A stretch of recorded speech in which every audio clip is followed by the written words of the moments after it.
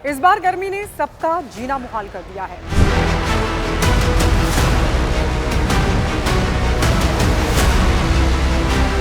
खासकर heat wave ने हालात चिंताजनक बना दिए हैं। आंकड़ों की अगर हम बात करें, आंकड़ों की माने तो इस बार गर्मी ने पिछले 15 साल का रिकॉर्ड तोड़ दिया है। आपको याद भी होगा कि इस बार शुरुआत से ही गर्म हवाएं चलने लगी थी। मौसम विभाग की माने तो कम से कम 8 राज्यों में 2010 के बाद से सबसे ज्यादा गर्मी वाले दिन दर्ज किए गए हैं। आप सोचिए, हिमाचल प्रदेश और केरल में भी इस साल पहली बार हीट वेव दर्ज की गई है, यानी गर्म हवाएं चली हैं इन ठंडे इलाकों में भी। आइए अब एक एक कर आपको बताते हैं कि किन किन राज्यों में हीट वेव चली और किन राज्यों में सबसे ज्यादा दिन तक हीट वेव चली है। मौसम विभाग के आंकड़ों की अगर हम बात करें, मौसम विभाग के आंकड़े कहते हैं कि 1 मार्च से 9 जून के बीच उड़ीसा में 27 दिन हीट वेव दर्ज की गई, जो देश के किसी भी राज्य में सबसे ज्यादा थी। राजस्थान में 23 दिन हीट वेव दर्ज की गई, जबकि हरियाणा, दिल्ली और यूपी में कम से कम 20 दिन ही हीट वेव दर्ज की गई। गंगा के मैदानी इलाकों की बात करें तो पश्चिम बंगाल में 21 दिन। बड़ी बात यह कि जम्मू कश्मीर में भी 6 दिन हीट वेव दर्ज की गई। और गौर करने वाली बात क्या है? गौर करने वाली बात यह कि इस साल पहले से 2 गुने दिन लू चली है। उधर मौसम विभाग ने जो जानकारी दी है उसके मुताबिक 1 मार्च से 9 जून के बीच देश के 36 में से 14 मौसम विभाग केंद्रों में 15 से ज्यादा लू के दिन दर्ज किए गए हैं। आपको बता दें कि ये केंद्र पूरे देश में फैले हुए हैं, जिनमें सबसे ज्यादा असर पूर्वी और उत्तरी भारत में देखने को मिला। आप सोचिए, हिमाचल प्रदेश जैसे ठंडे पहाड़ी इलाकों में भी 12 दिन लू दर्ज की गई। इसके बाद सिक्किम में 11, जम्मू कश्मीर में 6 और उत्तराखंड में 2 दिन लू चली है। आइए अब आपको बताते हैं कि आखिरकार ये हीट वेव है क्या, कैसे पता चलता है कि हीट वेव चल रही है, मतलब ये तय कैसे होता है। जिसमें बहुत ज़्यादा हाई तापमान होता है, जिसके संपर्क में आते ही आपकी हेल्थ पर इसका बुरा असर पड़ता है, जान को भी खतरा हो सकता है। अब आप सोचिए इसकी गंभीरता।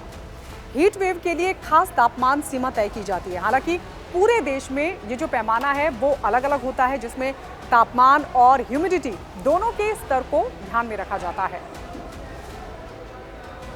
लेकिन भारत में ये कैसे तय होती है, चलिए अब आपको ये भी समझाते हैं। भारत में लू की घोषणा तब की जाती है जब किसी स्थल का जो अधिकतम तापमान है मैदानी इलाकों में 40 डिग्री सेल्सियस और पहाड़ी क्षेत्रों में कम से कम 30 डिग्री सेल्सियस तक पहुंच जाता है या उससे ज़्यादा हो जाता है, जो कि संभावित रूप से गर्मी से संबंधित बीमारियों और मौत का कारण भी बन सकता है।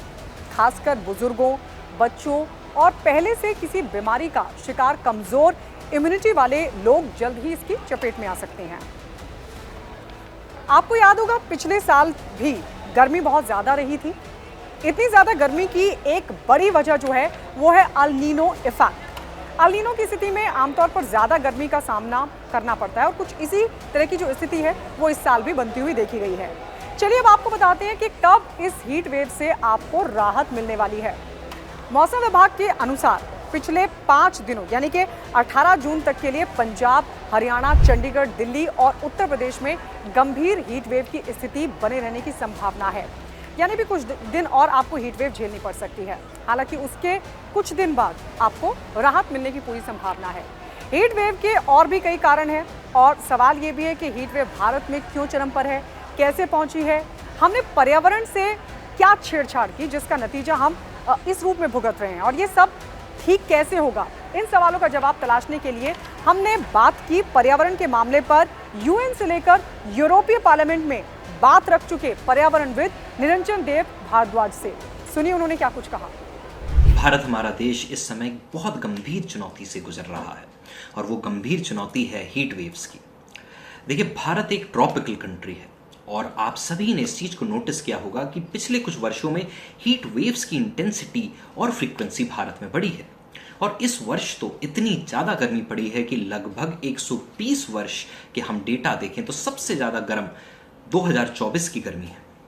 3 जून तक हीट वेव की वजह से लगभग 220 लोगों की जानें जा चुकी हैं और 25,000 से अधिक लोगों को हीट स्ट्रोक जैसी समस्याओं का सामना करना पड़ा।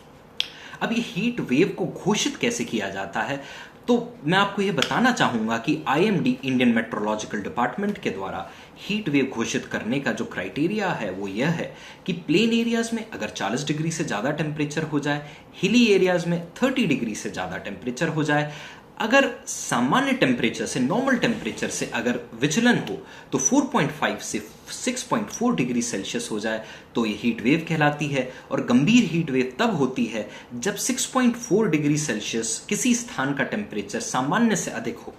उसके साथ साथ मैक्सिमम टेम्परेचर के बेसिस पे अगर किसी वास्तविक अधिकतम तापमान किसी जगह का 45 डिग्री सेल्सियस से अधिक हो जाए तो वो हीट वेव होती है, और गंभीर हीट वेव में टेम्परेचर 47 डिग्री से अधिक हो जाए।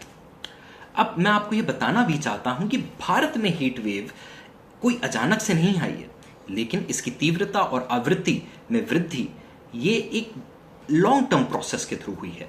उसका मेन कारण अगर आप मुझसे पूछें तो वो ये है कि जो क्लाइमेट चेंज हो रहा है वो बहुत बड़ी है, बहुत बड़ा इशू है। Global warming, green house gases के उत्सर्जन से जो तापमान में वृद्धि हुई है, वैश्विक तापमान में वृद्धि हुई है, उससे हीट वेव अधिक हुई हैं और अब एक सामान्य फिनोमेना बनता जा रहा है।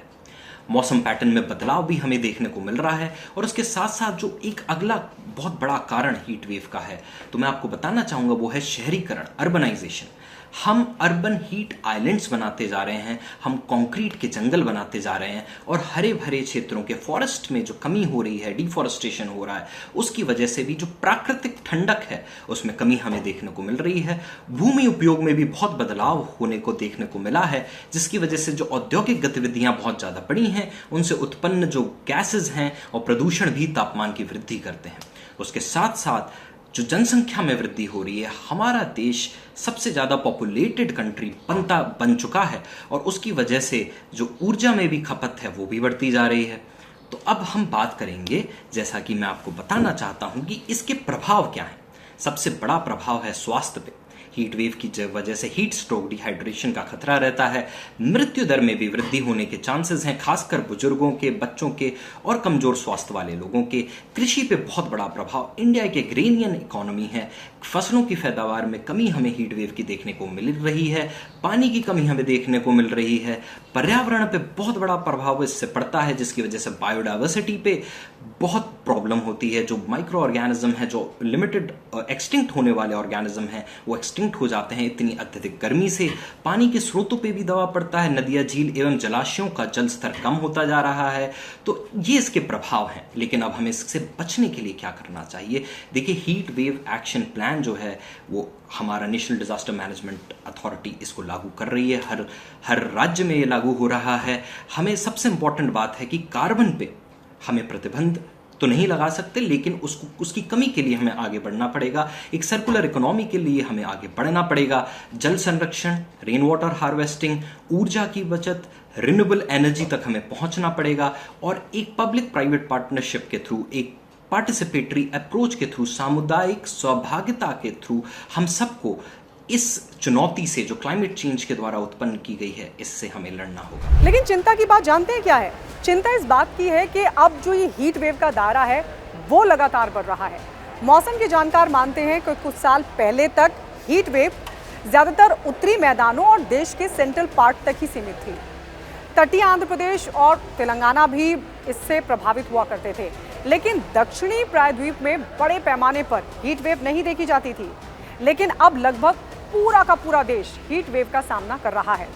यहाँ तक कि हिमाचल प्रदेश या उत्तराखंड जैसे जो पहाड़ी राज्य हैं और तमिलनाडु और केरल जैसे दक्षिणी राज्य भी अब इसकी मार झेल रहे हैं।